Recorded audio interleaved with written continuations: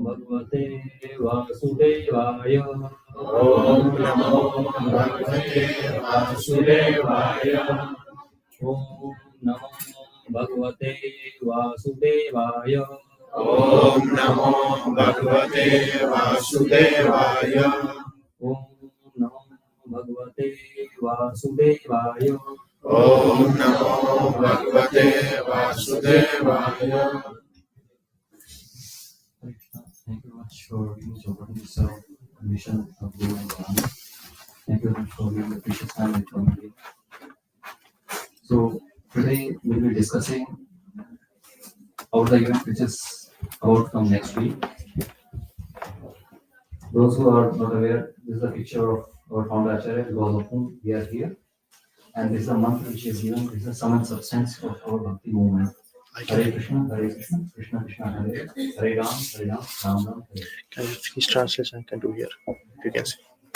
Okay, those of you who wish finish translation, they could come where Guru Gyan Prabhu is there. Sarvisha Suomen kielen käännöstä. Okei. Tulkaa tänne.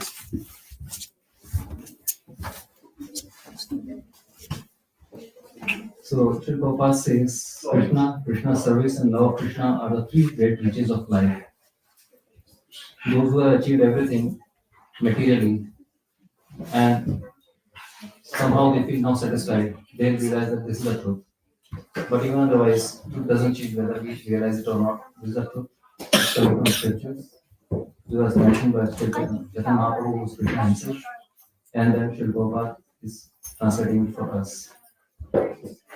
So, the benefit of Krishna consciousness or God consciousness is that when a speaker or the person who is listening or the person who is asking or become purified, it's like Ganges water. And anybody and everybody who comes in Krishna consciousness already benefits. Of course, this knowledge was given to Parikshit Maharaj when he was just about to end his life within 7 days, as he was cursed to. So today we are talking about what is happening on 29th February. We are talking about, spiritually speaking, our grandfather's birthday. Shri Bhaktivedanta Saraswati Thakur is happy this day. And as Shri Prabhupada had mentioned, that some people feel very happy when somebody is born, but when the same person leaves us, some people get very sad. But in Vaishnava's case, Shri Prabhupada mentions that we do not think in those lines. Because something like this, if the sun is setting, that doesn't mean that sun has ended. Only thing is that it is not obvious to us anymore. So same way, when a person who leaves us is not physically present there, but it should be understood spiritually that he has just become invisible to our eyes or our senses. That's all. But person remains. Actually, Prabhupada is today is with us.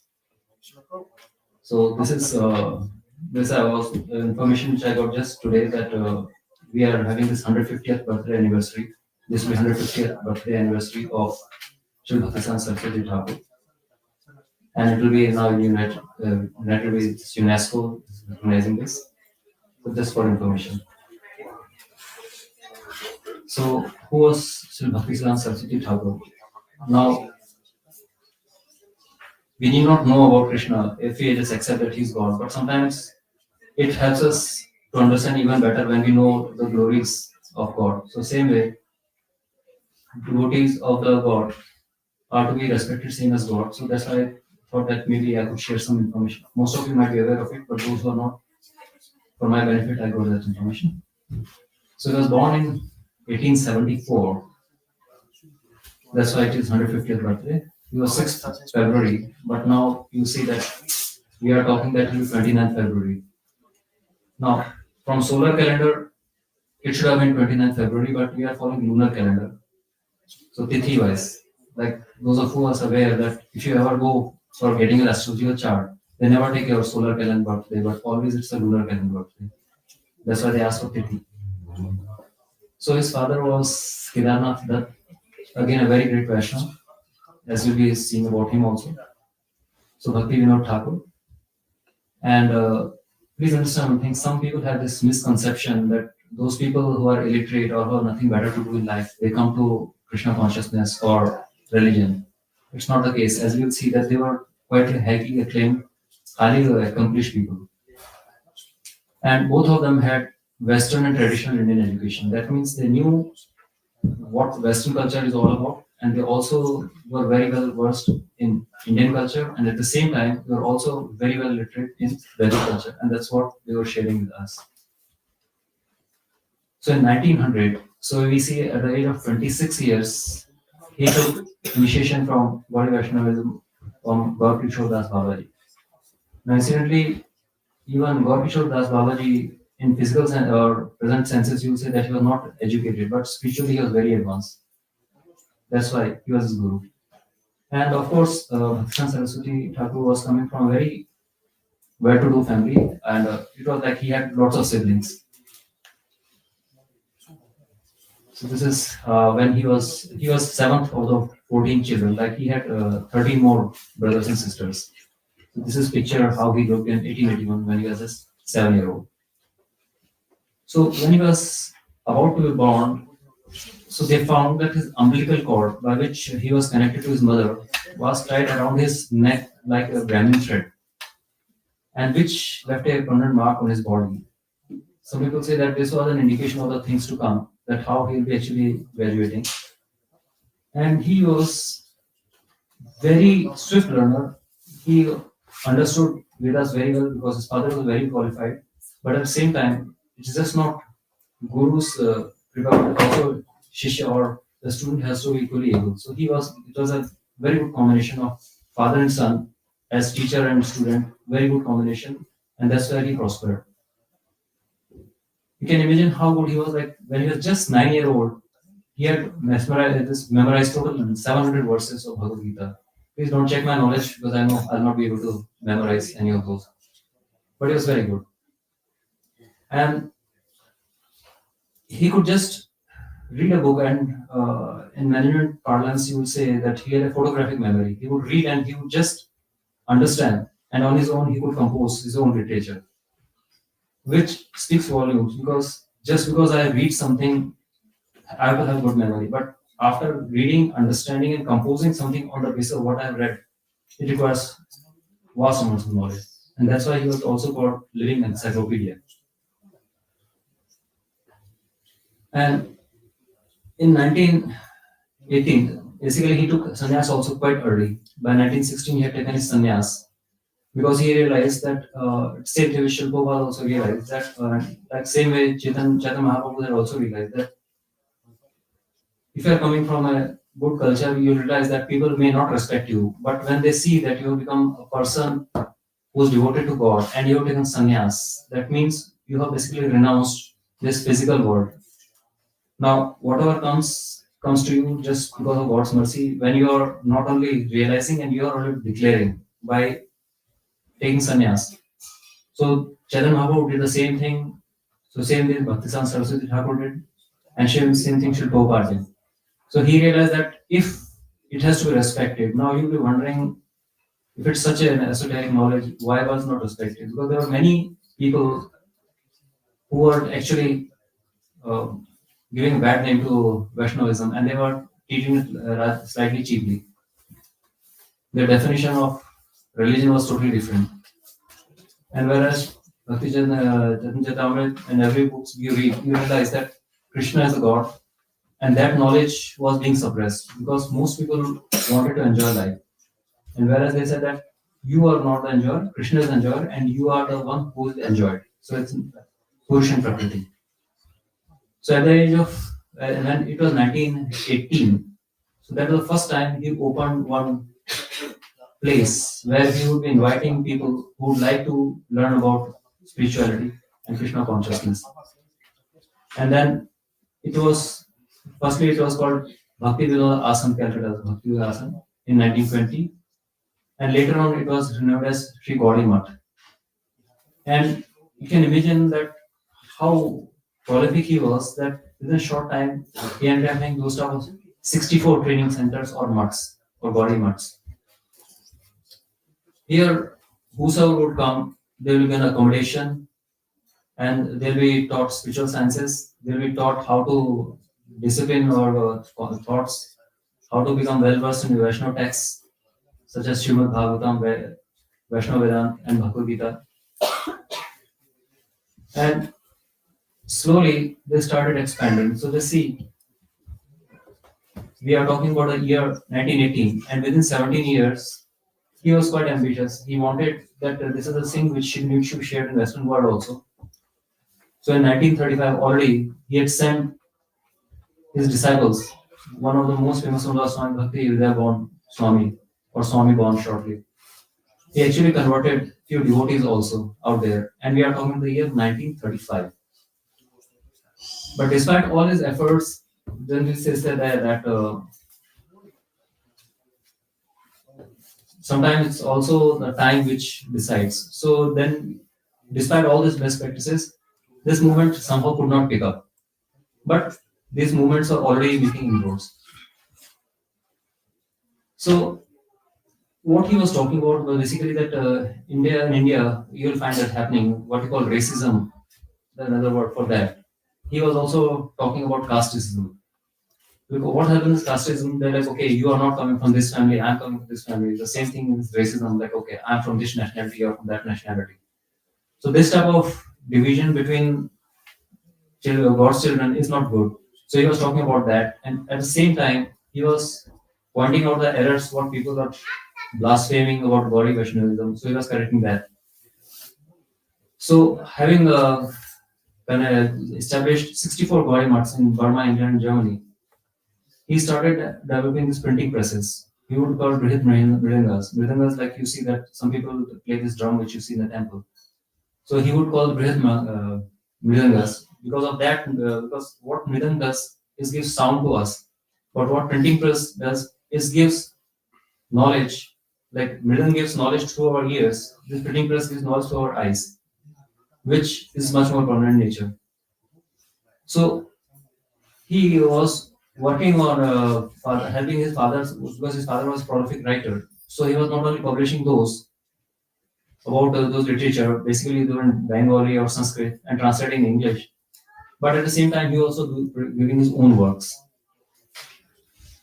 And the very fact he could manage to send and convert people in the Western world, he was very innovative. Please understand the context that many of us don't realize that that time culture was this, that if you are taking water from a person from other caste, or if you are even leaving your village, outside your village, you become out of caste. Basically, you will be told, okay, you don't have to come back and you will not be accepted. Against that backdrop, when people are having so much of orthodox thought process, he was doing all this. And he was giving exhibition dioramas. Dioramas some of you might have seen that you see that somebody has made some models in which you see that Krishna's pastimes, or maybe you'll find that somebody is giving some lecture. So those type of 3D models or three-dimensional models made of clay and that type of things. So basically, the idea is that when you just see pictures in 2 dimension, but when you give physical model, so people find it easier. Like you see DT out here, okay, Shilpa, how he looks in picture, and when you see how he looks in his DT, you see there is a difference. So he was using those type of techniques to preach. And then he went to many holy places, and you see like on the left side of mine or right side of yours, there's this footprint of Srila Prabhupada. So this type of practice he only started, and then he allowed, like even here, if somebody wants to give a session in where I'm sitting is called Vyasasana. If somebody wants to come and sit in and wearing jeans or t-shirt, that won't be allowed. But because it's against the Vaishnava etiquettes. But then he realized that if you are going to Western world, you are trying to preach to others, and if you are wearing the dress which is looking very different, as it is, they are skeptical to you. And when they see that, okay, this person does not even look like us, even his skin color, his complexion, nothing matches with us, so they may not be liking it. So he said, okay, if you want to use all the modern utilities, please use. But idea out there is that you keep your consciousness clean. Don't bother about how you look, how your body or attire is, but dress as what others want you to see in or feel comfortable with you. Use all the utilities. Like if you were today, he would say, okay, use laptops and mobile phones and all those and multimedia. But idea is to preach. That was the basic concept. And he was not looking at outer appearance, but what is the internal message you are delivering. And then he was following this Srila Rupa Goswami's idea of Yukta Vairagya. Vairagya, most of us feel that, okay, when you start leaving everything else, that is Vairagya. That's not the case. The thing is that if you are here under time, place, and circumstances, what is it you are doing and how you are utilizing those things, that is what is called Yukta Vairagya. I am here, I am using laptop. That doesn't mean I have become a materialistic person.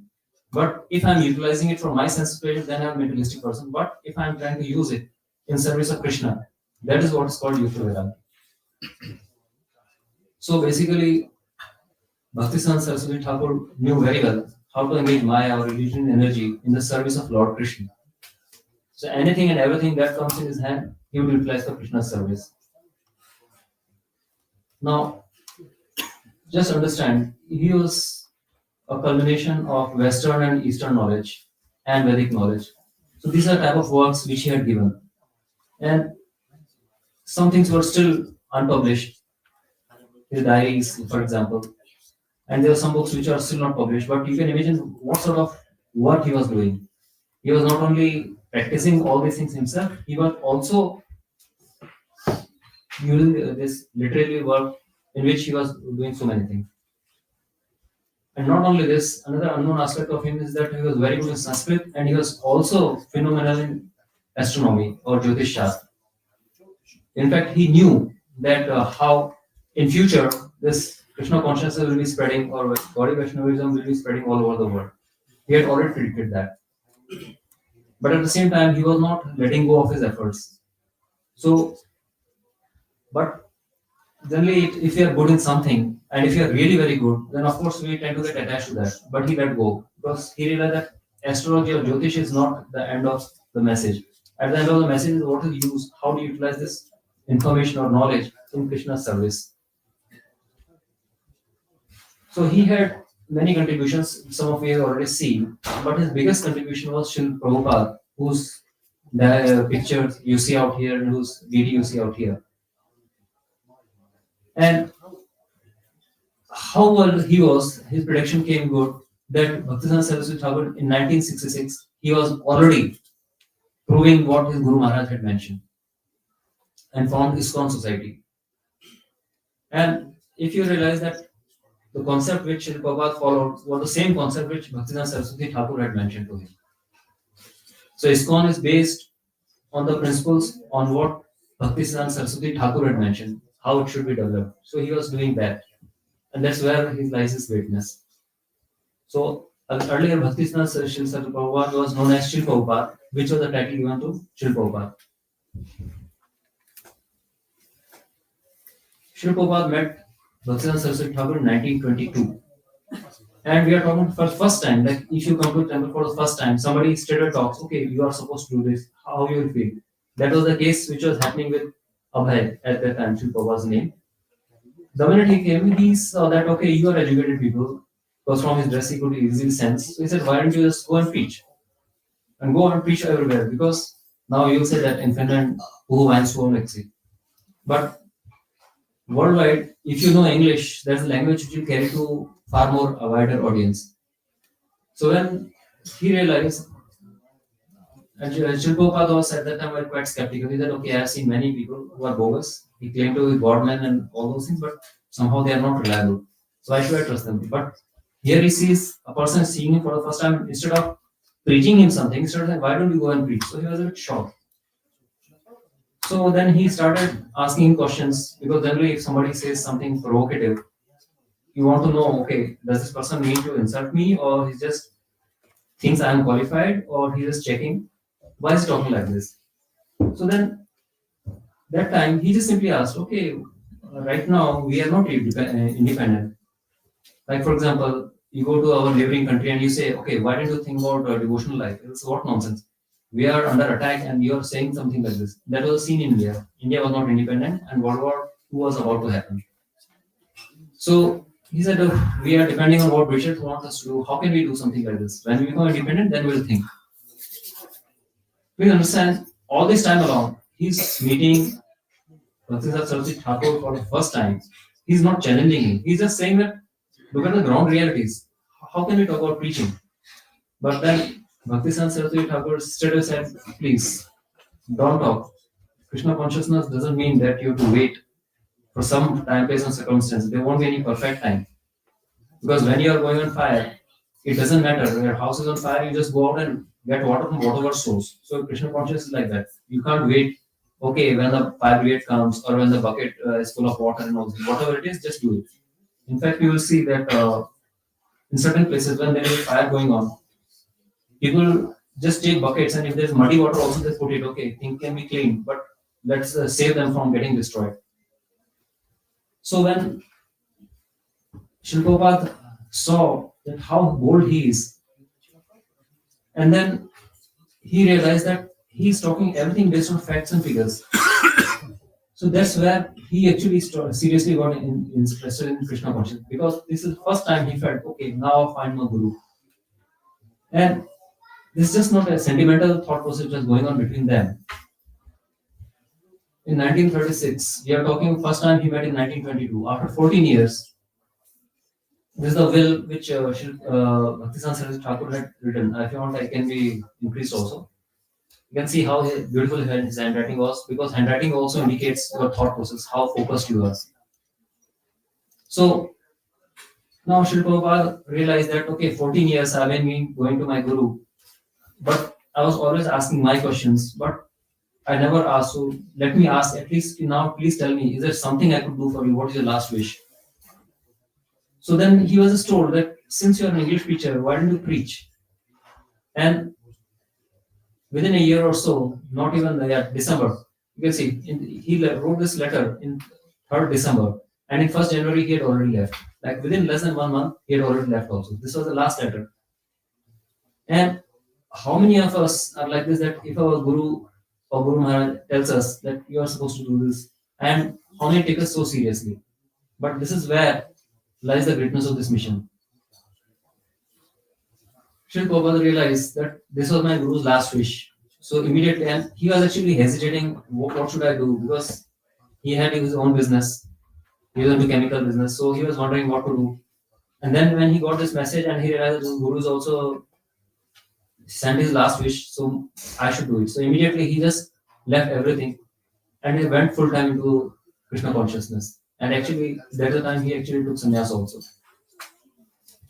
What is the greatness of Srila Prabhupada is that he was just repeating the message of what Bhaktisar Saraswati Thakur had taught him, and which was coming from the disciplic succession.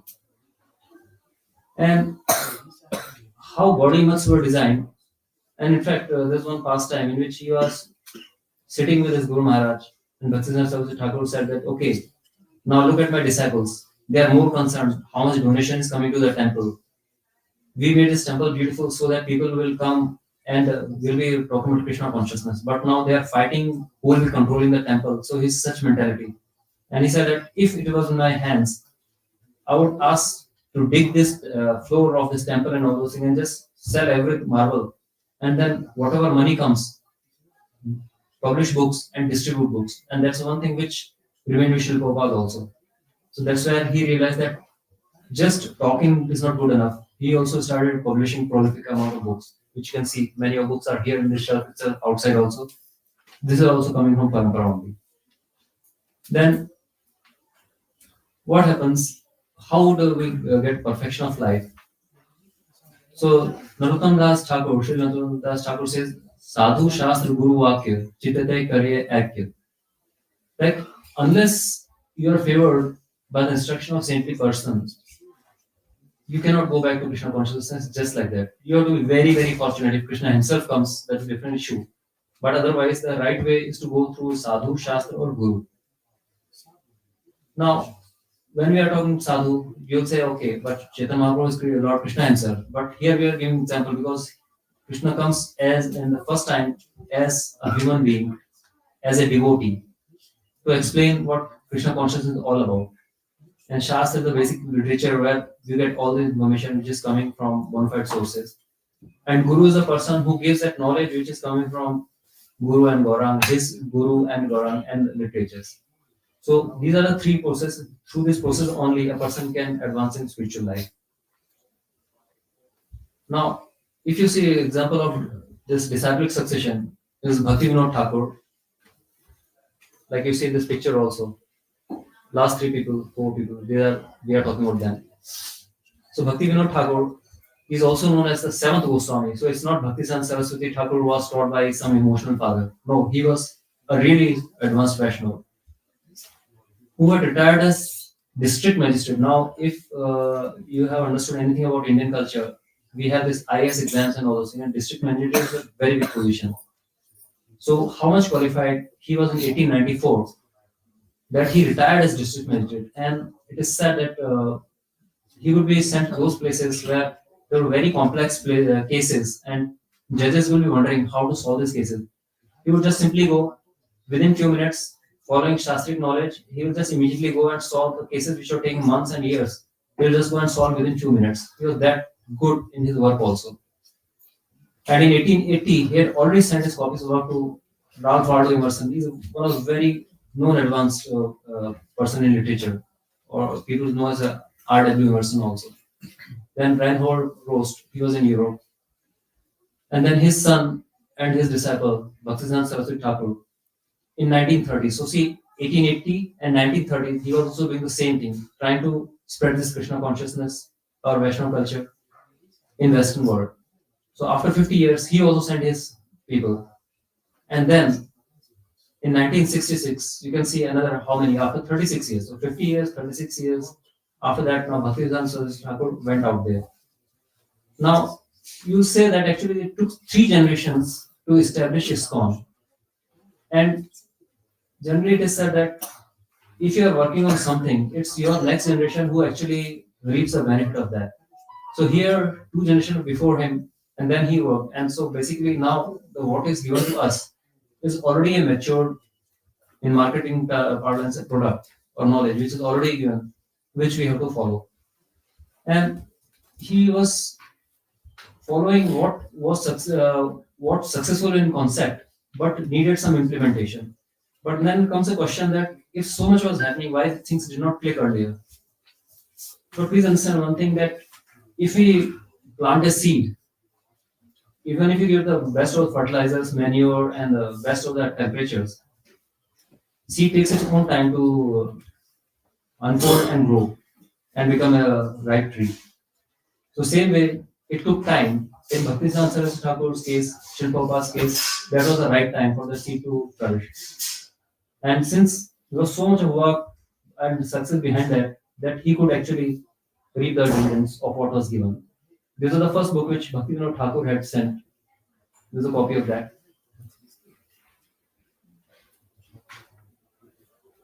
So Bhaktisiddhanta Saraswati Thakur had mentioned in his one of his songs, he was a songwriter also in poet. So he had mentioned what are the qualifications for a devotee. Basically, he serves with enthusiasm, he has firm faith, he is loyal, he practices patience. Like it doesn't mean okay, I'm chanting, I'm not able to focus. No, he kept on chanting. And then who serves Krishna, just chanting is not good enough, he's serving also Krishna. And then he's getting away from all the distractions. The people who are taking you away from your goal, he's abandoning those people. And then he's trying to go associate with those people who are advancing in Krishna consciousness, he tries to associate with them. And the people who have all these 6 qualities, they will actually advance in Krishna consciousness and they will be the ones who will be helping others also advance. And that was the qualification given by Bhaktisiddhanta Saraswati Thakur. So, following Vaishnavas and Paramparas, we can also become empowered to preach. Because please understand one thing that you don't have to wait for so many years.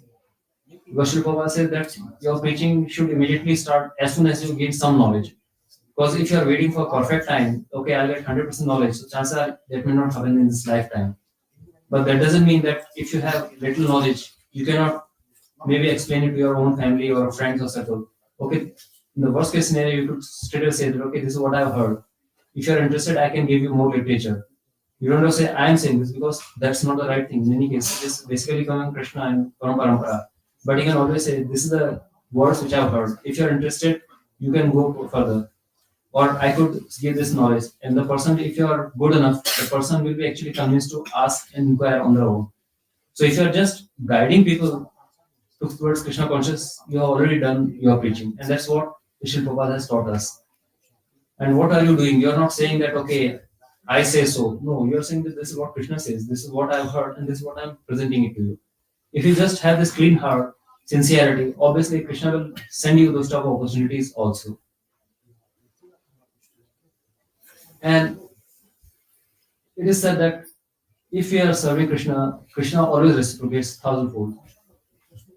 So, like you see, this is a picture of his fellow student in his school days, Sudama. He was a poor Brahmin. But when he came there, immediately he left everything and he started serving. He didn't say, I'm king and you are a poor guy. That's not the case. He was actually doing, and his chief wife, Rukmini, was giving him water, so I washing his feet and then putting him in his own royal throne. He was doing. And most of us, we think that, okay, what happens if a devotee is getting old, not able to function properly, not able to chant properly, not able to serve properly, what happens? But then Krishna sees that this person has put so much of effort, so I cannot abandon him. So there is a faith, one must have faith that Krishna is always going to protect. And if we are serving Krishna, Krishna is not abandoning us. Krishna is always going to help us. Because Krishna says that what my devotees do not have, I compliment with that. And what he has, I protect. Or what she has, I protect. That is Krishna's assurance. So with this, I end my session. And if there's any questions or any comments, you're most welcome. And thank you very much for listening.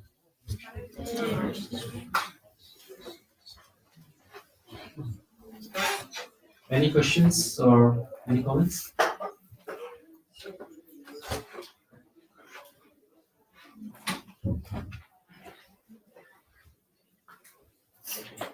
Okay, very sure. Thank you very much. Oh, sorry. I'm sorry, I didn't see that. Yeah. I was just thinking how should we like develop the right mood for preaching, because we can see that Prabhupada gets the same questions many times, but he gives different answers. So how do we get that intelligence to give a proper answer according to time, place, and circumstance? Mother, I will give you, thank you for asking this question that Sri Prabhupada would answer the same question differently. Let's take an example. You have your parents, and you are a newborn and just look at it and they say, "How are you?" When you have just started to just start say something from your mouth, they're asking you, "How are you?" So what will say, "Gala, go," will say something like that. But when you slowly start going to Paivakuti or daycare, and then they start asking you, you'll say, "Okay, Kiva, Kitos," depending on what is the knowledge you have picked up. "Okay, thank you very much, I'm fine, good." So question remains the same, but your answer is always again and again changing. And to put in another aspect, I'll put it this way: you know that you see that Krishna is always seen with cows, and he's also known as cowherd. Though he was born in royal family, but because of time circumstances, he was given to be taken care of by Nand Maharaj, who was a king of cowherds. So he was basically seen as a cowherd. Now, my question to you is that, let's say you go back 20 years back and I asked you to write something about cow or llama. What would you say then? And if I say write something now, what will you say now? Your own answers to the same question will be changing.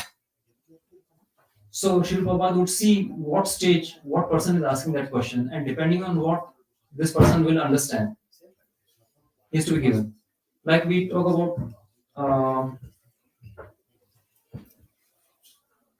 when you are just studying science, the first thing you are taught is, okay, there's something called solid, there's something liquid, and there's something gas.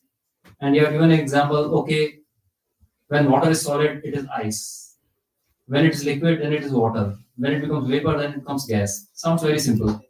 But when you go slightly advanced, go towards college, then they start talking about what is happening at atomic level. And now people are talking about using artificial intelligence, and they are talking about quantum physics, which is going at subatomic particles.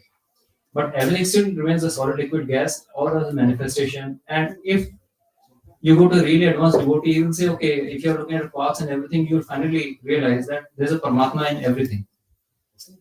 So it's the knowledge which is changing about time, place, and circumstances. Knowledge remains the same, but how much knowledge can you give? Like if you realize there's a pastime in Mahabharata, two people had got this divine vision. First person was Sanjay when Mahabharata was about to start, and that time Dhritarashtra wanted to see. So Sanjay was blessed with the divine vision, so that whatever is happening, he would see, and immediately he'll be explaining to Dhritarashtra, like, okay, what do you see out there? Okay, I see there are two forces, Kauravas and Pandavas. They are standing against each other. Are they about to fight? So he understands the king's mentality. So he said, yeah, they are out there, and rest assured, don't worry, they will fight. He said, but I don't trust because that intelligent Krishna is out there, so he'll be manipulating things. He said, no, don't worry, war will happen. This vision was given to Sanjay, and without that, he could not have explained to Dhritarashtra.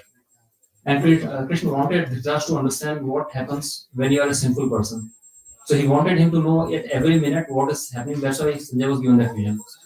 And when Arjun was understanding Bhagavad Gita, so then he showed him Virat Roop, or this entire universe form, to show him. And for that also he said, you cannot see me like this, so I'll give you that vision. So same way Srila Prabhupada saw that when I'm talking to these people, what is their level of understanding?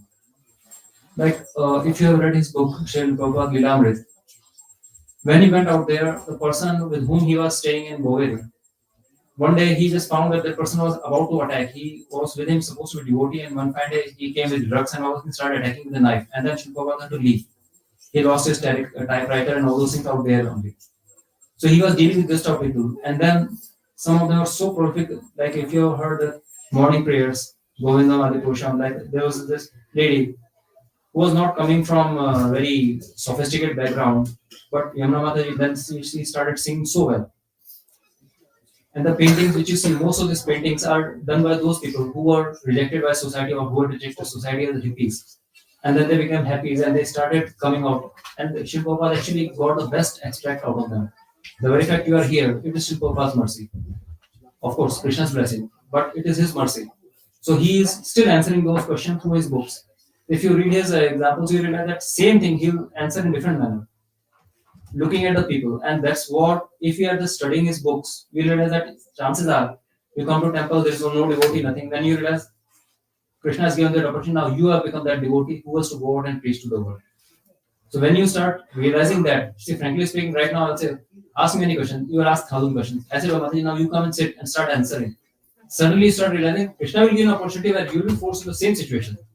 And that's why we say this is a preaching mission. So whatever you have, when you start talking, so that inertia of rest will come to inertia of motion. So basically, whatever you are thinking, you will be able to elaborate much more carefully. And then you start realizing, okay, if this was asked, right now if I ask you, okay, what is the color of sky outside? You can give any answer. But when you are more advanced, then you start, okay, color remains blue, but because of day it is looking blue, but because of clouds looking gray, you'll be giving those type of answers because you are forced to think in those lines. Right now, you are not pushing yourself or exerting, you are not even willing to look at your limitations. Okay, how much can I actually do? When you start looking, realizing you are much stronger than you think. So all these questions you will be finding that, okay, now let me ask a very simple question.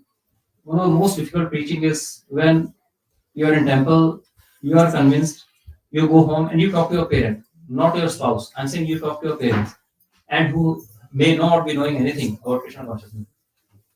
How do you explain to them? That's where preaching starts. Your life is still simple, your parents may not be knowing about Krishna consciousness. But if you're in India, they say, shut up, we know what you're talking about, we already know that. The person who has half knowledge, you'll find it even more difficult to explain. So for us, all of us have different challenges to face. I hope that answers your question. Otherwise, is there any question? Any other question? Okay. Thank you. Great. Govinda Prabhu ki. All the glory to the